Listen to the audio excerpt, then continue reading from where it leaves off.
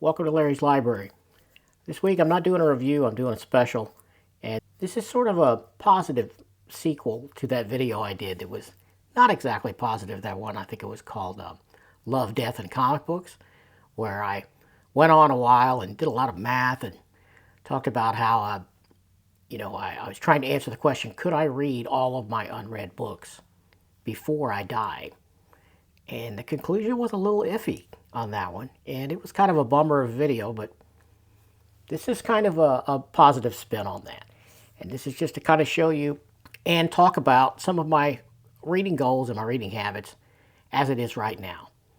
Now, if you check my Goodreads now, you're going to see I've made a little more progress than when I gathered this material together and shot this, because these are about 3 weeks out scheduled. So hopefully I'm doing even better than what I'm going to show you in this video.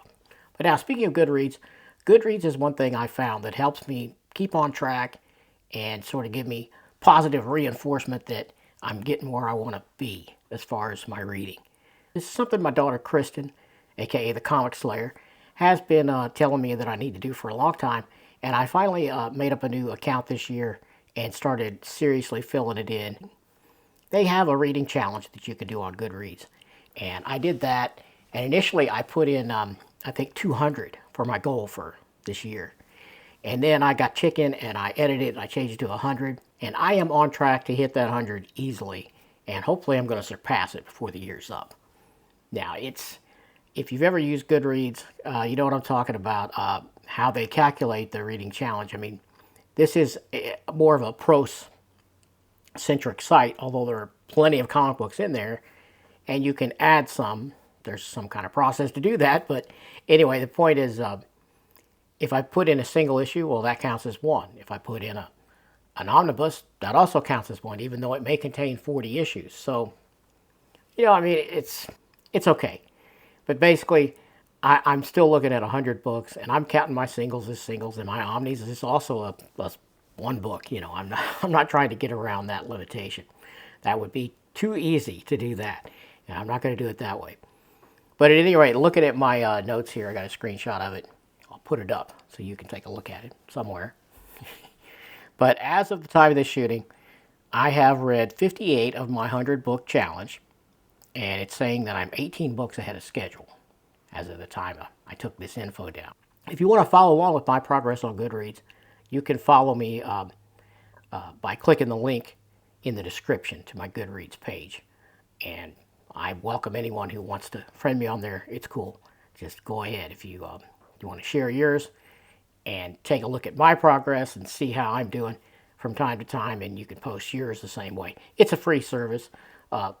Amazon owns it. They bought it out, and they're not putting a lot of money into it. So sometimes it's kind of sluggish, and the app is kind of buggy, but what are you going to do? It's free, and it is fun to use.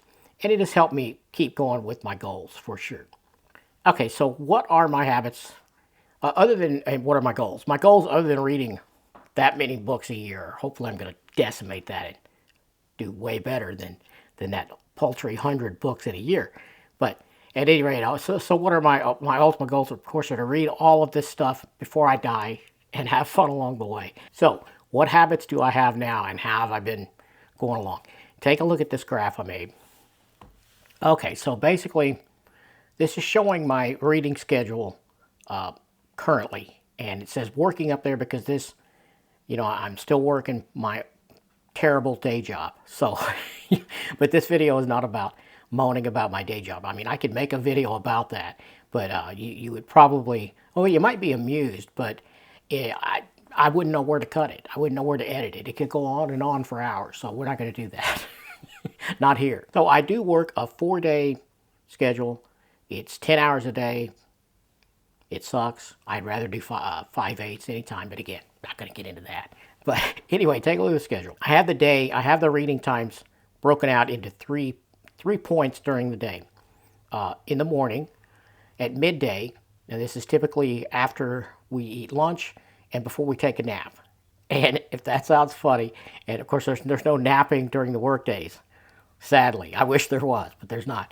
But when you get older, if you're not already there, you people watching, One of the highlights of the day when you don't have to go to work or go anywhere is to take a little nap in the middle of the day. Me and my wife love it. Okay? You know you're old when you start looking forward to that nap.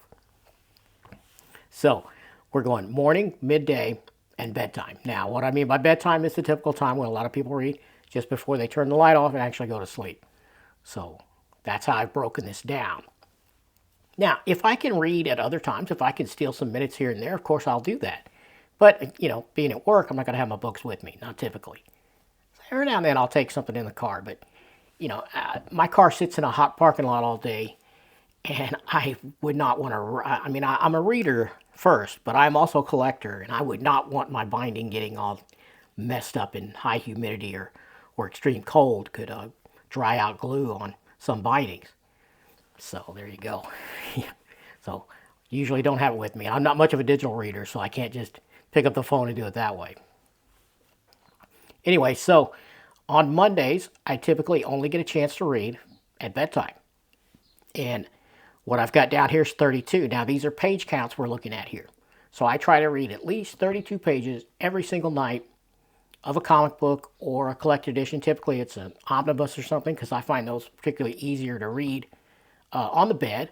I'm lying down like a little kid on my stomach, and I've got a little reading lamp, and that's how I read. The book just lying flat on the bed. That's how I read omnis. I know people ask me all the time how I do it, so that's how. And then on Tuesday, it's much the same. Only at bedtime, and I'm going to get at least 32 pages in. Now, these are minimums. These are practical minimums I've set for myself, and I generally hit that goal. And then on Wednesday, another 32. And on Thursday, the last work day of the week, another 32. Now, on Friday, it starts to change because now I'm getting those naps in, okay? And I'm doing 32 at midday and 32 at bedtime. Then we move to Saturday. It's the same schedule as Friday. So 32 more. Now on Sunday, I do my Sunday scan, which I do that video monthly where I I profile the 4 single issues I've read on the last month. And so that's where those come from. Because what happens is I come in here in the library on Sunday morning and I spend a little time in here and I read at least 30 pages of prose, whatever paperback, hardcover, whatever I'm reading, non-comic book, which I'm always reading something in that area. And on that, I'm looking at a goal of at least a minimum of 30 pages on that, and then 32 pages of a single issue specifically from my unread single bin, which is back that way. I've still got, about 150 or so of those to go, maybe a little more counting the magazine size stuff. But I don't typically buy singles now, but I still have some that I'm finishing up as far as read-throughs. So that's what I do there. And then I'm also doing a 32 comic book pages at midday and another 32 at bedtime. That's on a Sunday. So now in this last column here, you can see I've got everything totaled up. So 30 pages of prose for the week, and let's see here, 352 pages of comic book material per week. Now that's not bad. That is, that is about what? A third of an Omni or so. Maybe nearly half of a really skinny Omni, but most Omnis aren't typically that skinny. Most Omnis are between 800 and 1,400 pages.